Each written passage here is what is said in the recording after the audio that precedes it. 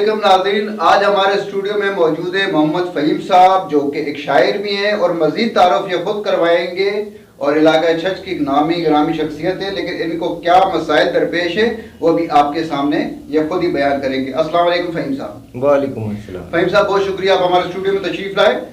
آپ بتائیے کہ آپ نے یہ جو آپ کے پاس فن ہے شاعری کا، یہ کیسے شروع کیا اور تعلیم آپ نے کب شروع کی؟ جی بسم اللہ الرحمن الرحیم۔ شاعری کا تو جو حوالہ ہے نا جی کہ آدمی بائی برتھ پیدائشی طور پہ ودیت ہے ایک، یہ چیز تو اللہ پاک کی مہربانی ہے، شروع سے ایک تھی، لیکن کچھ لکھنا پڑھنا میٹرک میں تھا جب میں سن 90-92 کے دوران، تو کچھ کچا پکا لکھتا تھا۔ سن 92 میں کچھ یہاں کے لوگوں سے تعارف ہوا، توقیر علی زئی صاحب بڑے پیارے سے انسان تھے۔ سب سے پہلا چھچ میں میرا شاعری کے حوالے سے تعلق جو بنا وہ نواز شاہد سے تھا۔ اچھا سر، ایجوکیشن آپ نے کہاں سے کی؟ ایجوکیشن میں نے کی 8ویں تک تو میں نے کراچی سے پڑھا ہے، تو پھر 9ویں-10ویں میں نے یہاں ازرو ہائی اسکول سے کی، پھر سن 94 میں میں نے سندھ مدرسۃ الاسلام سے 12ویں کی انٹرمیڈیٹ۔ شاعری کا شوق کیسے پیدا ہوا دل میں؟ شاعری کا تو وہی میں کہہ رہا ہوں، اللہ پاک کی طرف سے ودیت ہے، شروع سے تھا بچپن سے ہی۔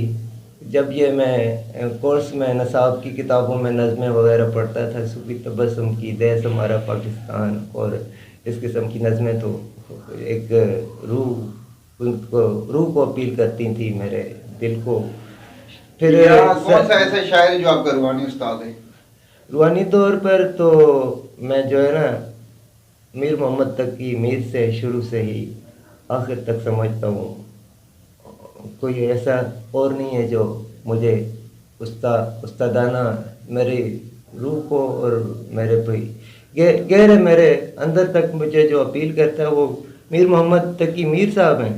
لیکن میر محمد تقی میر صاحب، لیکن اس حوالے سے میں ایک بات کروں کہ جب میں لکھنا جب میں نے شروع کیا باقاعدہ طور پر کچا پکا، جو باقاعدہ طور پر شاعری نہیں تھی لیکن ایک ذوق و طلب تھا، شاعری لکھنا شروع کی سن 92 کے ارد گرد میں۔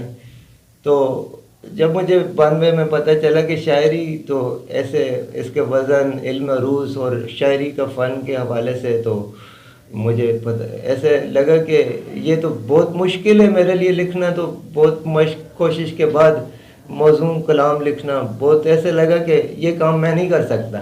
لیکن جب اس دوران میں احمد فراز کو پڑھ رہا تھا، کلیات، اس کی 8-10 کتابیں جو تھیں اس وقت، اسے کسی نے جمع کر کے کلیات کی شکل میں شائع کیا تھا، تو اسے میں پڑھ رہا تھا، تو کچھ ڈائری میں نوٹ کرتا تھا اس کی غزلیں، نظمیں وغیرہ، تو مجھے وہ کافی ساری چیزیں یاد تھیں نا۔ تو سن 92 کے بعد میٹرک کرنے کے بعد جب میں کراچی گیا ہوں، تو اس دوران میں نے جب علم عروض اپنے طور پہ پڑھا سیکھا، مولوی عبداللہ کی قواعد اردو سے ایک تھوڑا سا چیپٹر ہے علم عروض کے بارے میں، تو وہ میں نے جب پڑھا تو مشکل لگتا تھا، لیکن جب میں نے کوشش کی کہ چلو جی لکھ نہیں سکتے تو وزن کا کچھ تختی کر کے اس کے بارے میں جاننے کے لیے، تو فراز صاحب کی غزلیں کئی نظمیں مجھے یاد تھیں، تو وہ میں تختی کرنے لگا، تو مجھے میرے سامنے بہریں آتی گئیں۔ تو اس حوالے سے میں کہوں گا کہ میرے استاد جو ہیں احمد فراز صاحب ہیں علمی اور فنی حوالے سے، حالانکہ جو روحانی اپیل ہے وہ تو میر محمد تقی میر۔ اچھا، میر تقی صاحب کے اندر کون سی ایسی چیزیں جو انسپائر کر گئی آپ کو؟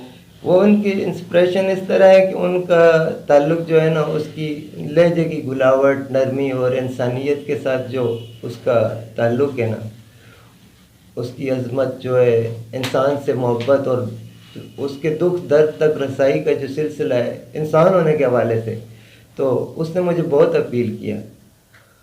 اچھا، ابھی تک کتنی کتابیں لکھ چکی؟ یہ میری پہلی کتاب چھپی ہے جو پانیوں میں رقص، میرے ایک شعر سے ماخوذ اخذ کیا گیا اس کتاب کا نام۔ یہ میری ایک شعر ہے نا جی کہ چاند کو تم چشم نم کی اوٹ سے پانیوں میں رقص کرتے دیکھنا، تو اس سے یہ نام اخذ ہے.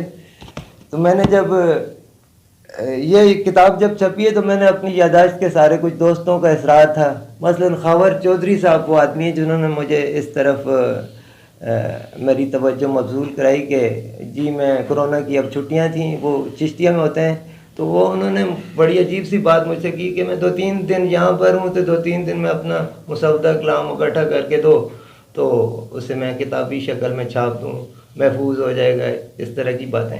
حالانکہ میں حیران تھا 2-4 دن میں کیسے کتاب چھپ جائے گی. لیکن چلو میں ان سے بڑا پرانا تعلق تھا. میں کچھ چیزیں آف دی ریکارڈ ہیں جنہیں میں کسی مناسب موقع پر آن دی ریکارڈ لاؤں گا. ابھی موضوع حالات کا انتظار ہے. اچھا، کتاب چھپی فہیم صاحب، اس کے بعد کتاب چھپنے کے بعد رسپانس کیا آیا آپ کو؟ کتنی مصاحبیں کی؟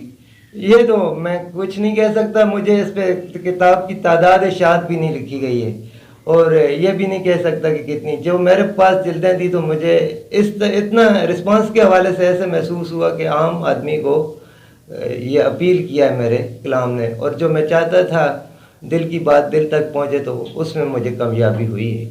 Very good. اچھا، اس کے بعد کوئی نئی کون سی کتاب آپ کی آ رہی ہے جس کے ابھی انشاءاللہ تعالیٰ میں اپنا نعتیہ کلام جمع کر رہا ہوں، تو انشاءاللہ نیکسٹ نعتیہ مجموعہ میرا. اچھا، ایک اچھا سا کلام آپ کا جو اس بک سے ریلیٹڈ ہو، اور یہ آپ کی جو بک ہے یہ کون سے اسٹال پر اویلیبل ہے یہ بھی ذرا بتا دیجیے گا. اسٹال تو اس میں ان کی برانچیں لکھی ہیں. یہ پبلشر کا کام ہے کیا حوالہ ہے مارکیٹ میں پہنچانے کا، عام آدمی تک کیسے پہنچانے کا کیا ذریعہ ہے. مجھے کچھ کتابیں ملی تھیں تو میں نے اپنے جو قریبی احباب ہیں ان تک پہنچائیں، اور جہاں تک میں سمجھتا تھا ضروری ہے میں نے اس کتاب کو پہنچایا ہے. تو یہ جو ہے کتاب میں ایک چیز مسنگ ہے جو میری پسندیدہ نظم تھی المصور، اس میں چھپ نہیں سکی. وہ کہتے ہیں آپ نے، تو میں وہ نظم آپ کو سناتا ہوں اگلے ایڈیشن میں انشاءاللہ جو اس میں شامل ہوگی. اس میں کئی چیزیں اب بھی انکمپلیٹ ہیں جو میرے ذہن میں دل میں تو تھیں لیکن مسودے میں شامل نہیں ہو سکیں. جلدی کی وجہ سے کئی چیزیں انکمپلیٹ ہیں، اور یہ کتاب کا ایک خاکہ ہے. مکمل کتاب انشاءاللہ نیکسٹ ٹائم آپ کو مکمل صورت میں کتاب کی شکل میں دیکھنے کو مل جائے گی. تو وہ میں نظم پیش کرتا ہوں المصور. اصل میں وہ اللہ تعالیٰ کی طرف ہی اس کا تعلق ہے، تو اسے میں اپنے ایک تخلیقی حص اور سفر سے کرتا ہوں، اس کا تعلق جوڑتا ہوں. وہ میں آپ کو سناتا ہوں کہ روز تازہ فسانہ ہوا کوئی رانجھا ہوا، روز تازہ فسانہ ہوا کوئی رانجھا ہوا، کوئی بھاگوں بری جس کے خوابوں کی راکھ اس کی تقدیر تھی، کیا بات ہے، اور خوابوں کی تعبیر کچھ بھی نہیں. کیا کہنا، کوئی رانجھا نہیں ہیر کوئی نہیں، وہ یہ سمجھی نہیں رانجھے ہیروں کے ہوتے نہیں. گیلی مٹی کا کیا ہے مگر دست کوزہ گر اپنی کہانی ہی لکھتا رہا، خود کو تصویر کرتا رہا. کیا بات، کیا کہتے ہیں. تو یہ ایک آزاد نظم جو اس کتاب میں مسنگ ہے. اچھا فہیم صاحب یہ بتائیں، آپ نے جو بک آپ کی شائع ہوئی اس سے آپ کو فائنینشلی کتنی سپورٹ ملی؟ تقریباً نتھنگ. کچھ فائدہ مجھے فائنینشلی اگر یہ ہوا ہے کہ انہوں نے مجھے 100 کے قریب جلدیں دی تھیں. باقی میرا ان سے کوئی معاہدہ نہیں ہے کہ میں نے حقوق ان کو دیے ہوں یا کوئی رائلٹی وغیرہ. یہ کہ انہوں نے جو جلدیں مجھے دیں تو کچھ احباب نے مجھے اس کی قیمت ادا کی، کچھ نے ایسے دینی پڑیں. وہ جو کتابیں مجھ سے بک سکیں تو ان سے یہ ہوا کہ مجھے کچھ اداروں میں جو کتابیں پہنچانی تھی تو ڈاک کا خرچ. فائنینشلی تو سپورٹ مجھے کچھ. فائنینشلی کیا کرتے ہیں آپ؟ میں تو مزدوری کرتا ہوں بہت عرصے سے، تقریباً 20 سال سے نسوار تمباکو کے مزدوری سے وابستہ ہوں.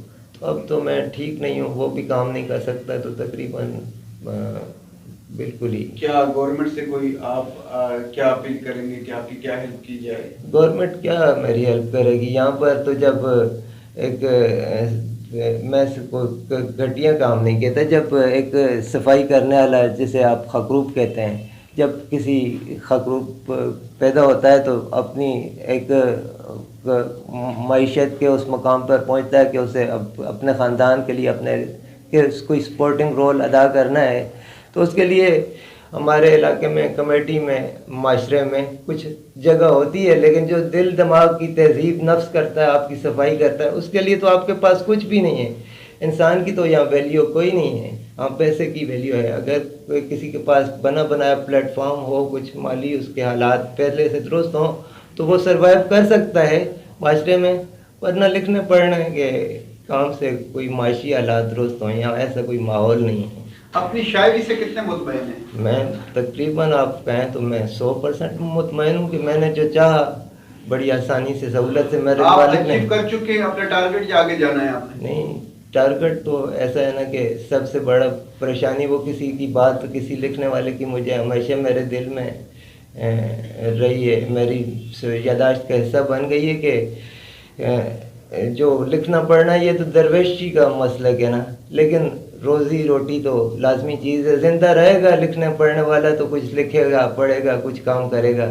تو فی الحال تو میں ایسی 20 سال سے ایسی اسٹرگل میں ہوں کہ کچھ مجھے ایسے حالات بنے کہ میں کچھ اپنے عوام کے لیے، اپنے لوگوں کے لیے کوئی آخری ایک پیغام یہی ہے کہ میں تو سمجھتا ہوں کہ جب آدمی خود غرض ہو جاتا ہے تو پھر وہ انسان بھی نہیں رہتا. آدمی انسان بننے کی پوزیشن میں جو انسان کا آدمی کا ٹارگٹ ہے کہ انسان بن جائے، وہ تو بننا دور کی بات، وہ آدمی بھی نہیں رہتا، وہ آدمیت کے مقام سے بھی گر جاتا ہے. تو پہلی میری تو اپنے عوام سے، انسان سے، لوگوں سے یہی اپیل ہے کہ اپنے ضمیر کو مردہ نہ ہونے دیں. جس کا ضمیر مر گیا تو پھر وہ تو اپنی لاش کو اٹھا کے پھرتا رہے گا. زندہ رہنا پہلی شرط ہے، تو آدمی ہونا پہلی شرط ہے.